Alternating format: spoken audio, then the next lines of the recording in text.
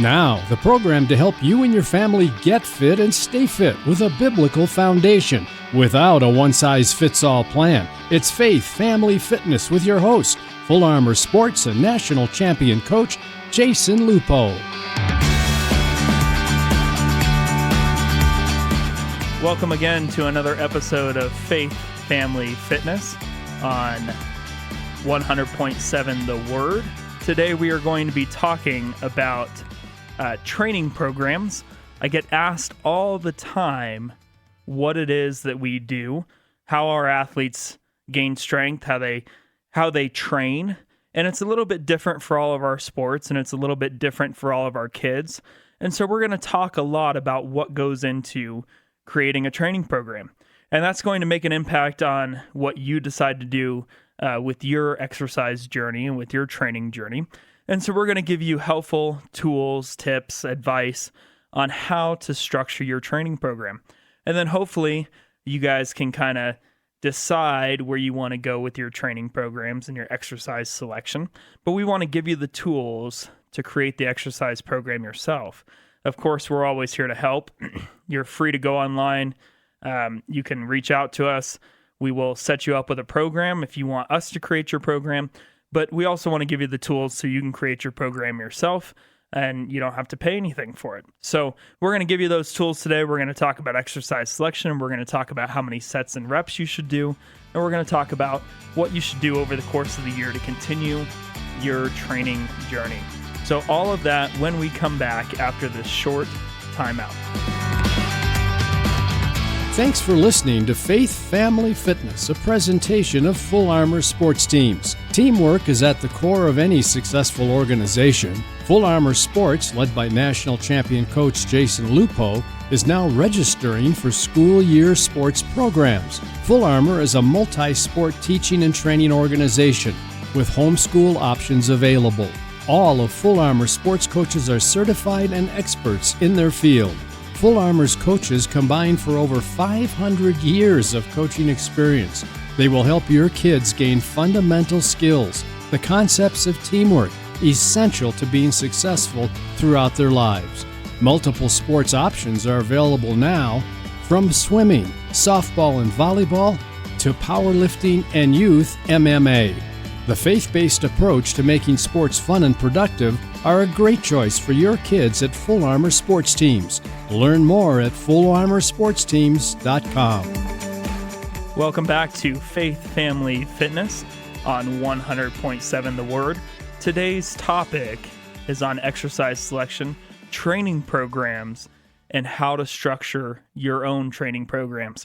So if you haven't already, go online. You can go to any of the podcast providers, Spotify, Apple Podcasts. You can get our show.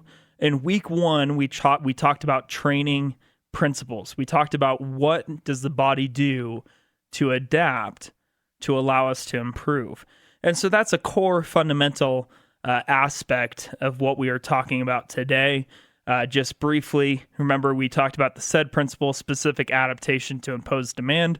So what you are doing, what you are forcing your body to do is what your body's going to adapt to. So we want to be specific in our training.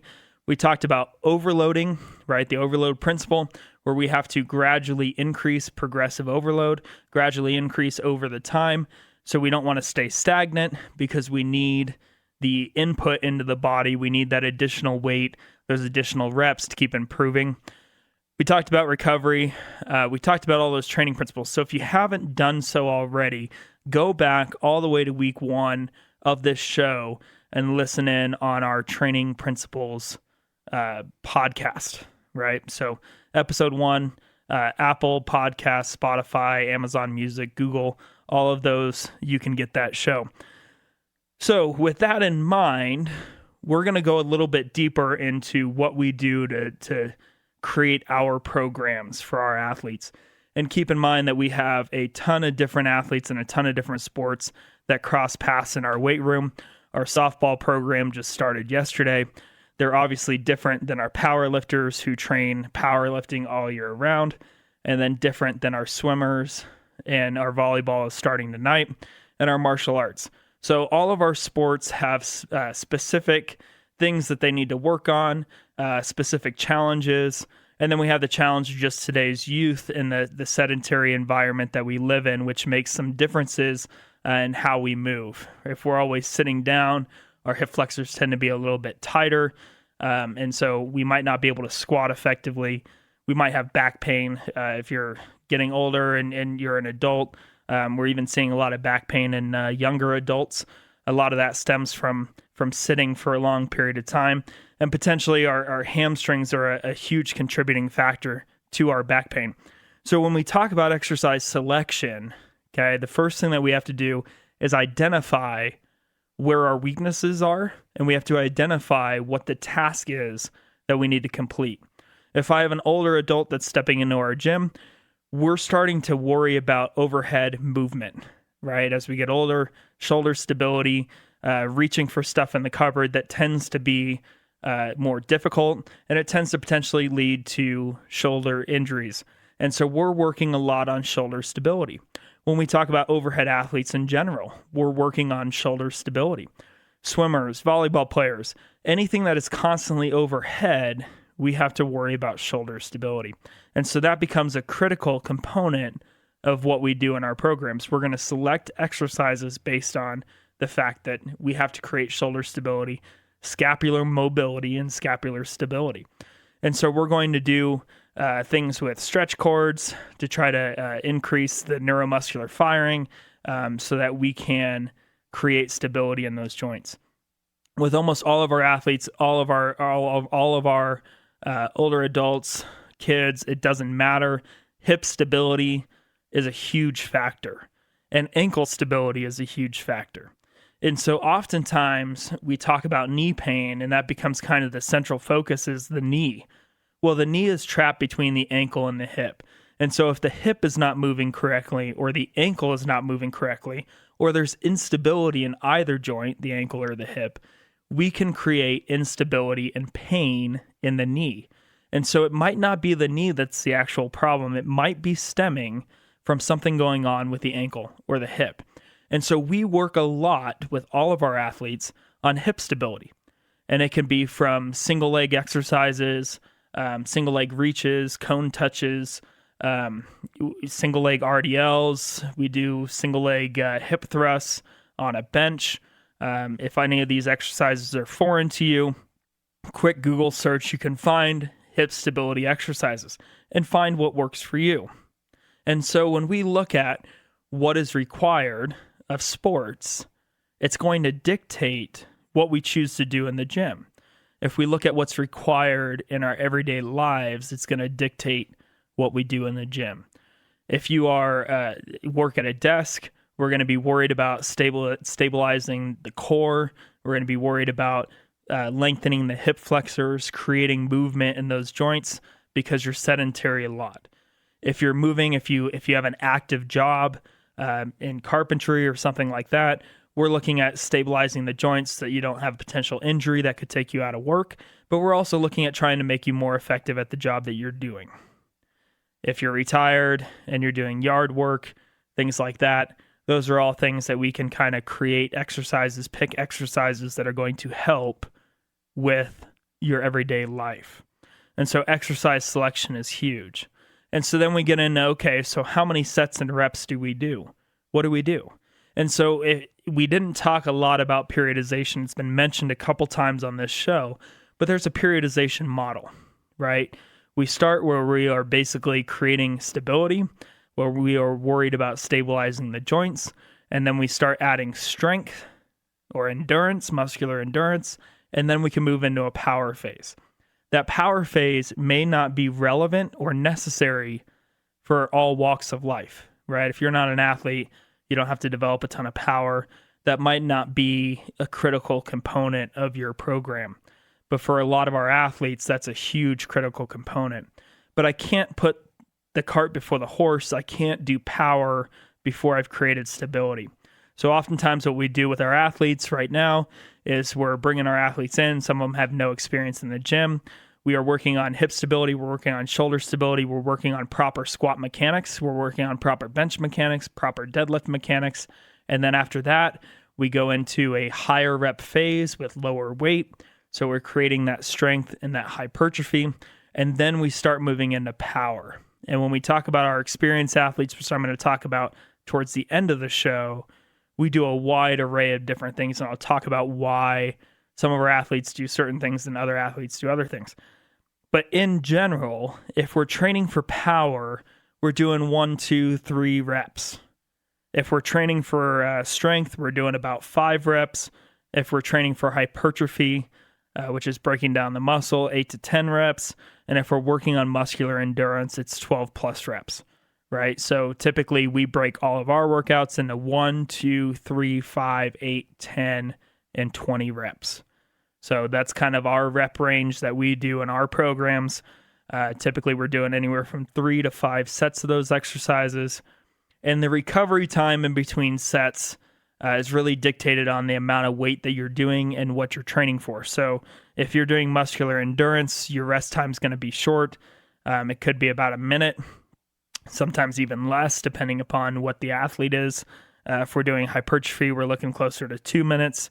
When we get into power, we're giving our athletes 3 to 5 minutes rest. And we have 3 energy systems in the body. We could talk about this in another show, but you have your aerobic system, you have your anaerobic system, and then you have your ATP-PCR system, which is adenosine triphosphate phosphocreatine. Creatine is that kind of buzzword that goes around sports quite a bit. But that ATP-PCR system is your really short burst energy system. The downside to that really short burst energy system is it takes a long time for it to recover and go back to where you can produce a ton of power again. So when we look at power as a form of training, we are giving a lot longer rest to allow that athlete's energy system to completely reboot. If we don't allow it to completely reboot, then what was effective the first couple sets steadily becomes less effective. And we're recruiting less muscle, we're recruiting less nervous system activity as we go on because we haven't allowed that system to fully recover. And sometimes we want that. Sometimes we want to not allow it to recover for other training purposes. But in general, we're giving a lot longer rest to allow the body to recover so it can go full power again. And so the amount of rest that we take is heavily dictated on what we're training for. If you're just starting out at the gym, you're not an athlete, you're just trying to get healthy, what we tend to see at the gym is we tend to see people pick up their phones in between sets, and you really lose track of time. My athletes lose track of time all the time when they're on the phones, and so they tend to get distracted, and now all of a sudden you're not moving nearly as much as you need to move, especially if you're looking at weight loss. Taking long rest periods is not the most ideal for burning a ton of calories. We actually have the kitchen timers. There's like a 6-pack on Amazon that we bought. So we have those all over the place. They're magnetic. We have them on our squat racks. And so the kids set their recovery time on that. So you could always set an alarm on your phone. But the most critical thing is that you are cognizant and aware of how much rest you are taking in between those sets. And so when we look at our athletes, especially our power lifters, I'm going to tune in on our power lifters for a second, actually for a majority of the time. And it's not necessarily because everybody listening to this show wants to be a power lifter, but they are a great example of differences in programs, differences in how the body responds. And so I can talk about a lot of different scenarios using our power lifters as example. Right now, a lot of our power lifters are also swimmers. We are in the middle of swim season. And so we have to worry about how much we're doing in the gym impacting what they're able to do in the water. So if I kill them in the gym and they're super sore, are they going to be effective in the pool? And that's a huge component, because if they're not effective in the pool, then sure, we're getting the strength benefits over here, the power benefits over here on one side, but the swim training itself is suffering. And when the swim training suffers, are we getting the response to the body that we need in the pool if they're super sore and can't lift or can't swim? And so a lot goes into decision making, especially when you have athletes in dual roles and dual programs. Our powerlifters are extremely successful as both swimmers and powerlifters. And so we want to allow them to continue to be successful in both sports, but it takes a little bit of training and a little bit of analysis to figure out what works for each athlete. And so to give you an example, one of our lifters, Ezra, he responds a lot better with more sets, shorter reps, so not as many reps. Whereas Jaden, who was on our show the other day, we actually found in the summer that he responds really well to high rep sets, even when it comes to improving 1 rep max. So even when it comes to him being able to produce as much power as he can, his body responds terrifically well to high rep programming. And we're talking 10 to 20 reps, and it's still making an impact on his 1 rep max. And there's a lot of interesting research that's gone on in the last decade, actually even sooner, about what causes the body to respond and build muscle. And, some people have gone into this idea of it's a mind-muscle connection. So really thinking about squeezing the muscle and basically flexing the muscle as you're working out. That's something that we've started implementing and trying to do and trying to get our athletes to really make the connection with their nervous system so that they understand what they're trying to fire and they're able to fire it. But to start building that and building that mind-muscle connection, we have to increase the reps and decrease the weight. And so that's critical if we're trying to make that connection. But the high rep stuff, what they found in a lot of this research is it's really about taking the muscle to failure that's creating the response. And there's a lot that goes on physiologically that we're not going to talk about this episode. But the difference between going close to failure at 20 or 30 reps versus 3 reps at a more maximum weight creates a similar response in the muscle to grow and adapt and the nervous system to grow and adapt. But you take it one step forward, and not all athletes are created equal. That high rep programming did not work for some of our athletes, whereas it worked exceptionally well for other athletes. And so as a coach and writing programs, I have to be cognizant of that. I have to be aware of that. And so my athletes are actually on completely different plans a lot of times. They are very set for each athlete depending upon how it responds. And a lot of that comes into play, recovery. How well does an athlete's body recover? Sometimes when you go maximal weight, even though it's less reps, some athletes recover relatively quick from that. Other athletes do not, and vice versa with higher rep stuff. So we have to take into effect how well an athlete recovers from a different type of training.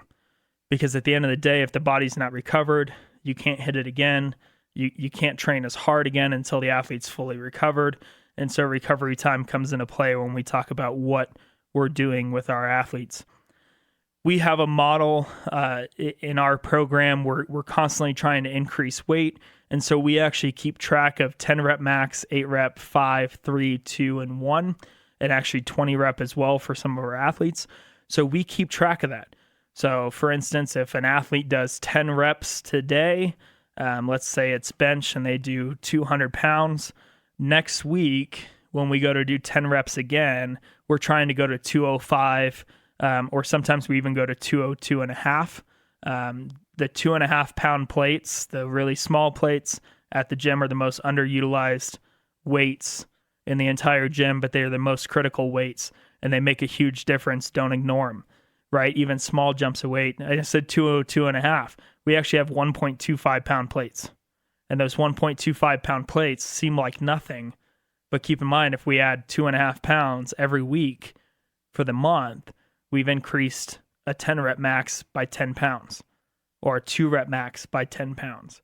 And so we're constantly trying to increase weight, right? Progressive overload. If an athlete is not able to hit the weight, we tend to stay at the same weight. If they're consistently not hitting a weight, we drop them back down and kind of start building back up again. And so it's this program, it's this steady flow of trying to continue to increase the weight. And like I said, it's different for all of our athletes. We have a model a lot in our programming. We hit it till it breaks.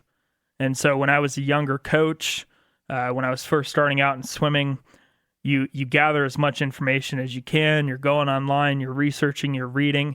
You're listening at seminars, trying to gather as much information as you can from all these coaches, and you're building this toolbox, right? This toolbox of different exercises, different things that you can do. And as a young coach, you get so excited about all the different things in your toolbox that you want to keep using all the different things in your toolbox. And so consistency, it kind of goes to the wayside there. And over the last couple of years, as hard as it is, because sometimes it can be boring and monotonous, consistency has become a huge component of how I coach. And so we are going to hit something until it breaks. And what I mean by that is we're going to hit it until either we see the change that we're looking for, okay, or we're going to hit it until it stops working. So we're going to stay on the same program until we see the desired result, or that program stops working. And sometimes it will. And if you stay on the same program that stopped working, you stop getting the physiological response that you need. And so sometimes we have to change it up. So when we go to periodization, we talk about changing exercises, changing sets and reps throughout the course of the year. That's one way to kind of hit it till it breaks. We don't necessarily use a periodization model for our power lifters. We use a kind of different type of model. The only thing that we still steal from the periodization model is that recovery, and we talked about the supercompensation effects. So when you recover, your body actually gets better. Then you hit it again, your body gets better. And that's neurological adaptations, muscular adaptations, all of those. And so really at the end of the day, my biggest advice is find the exercises that are going to fit what you're trying to do and alternate, right?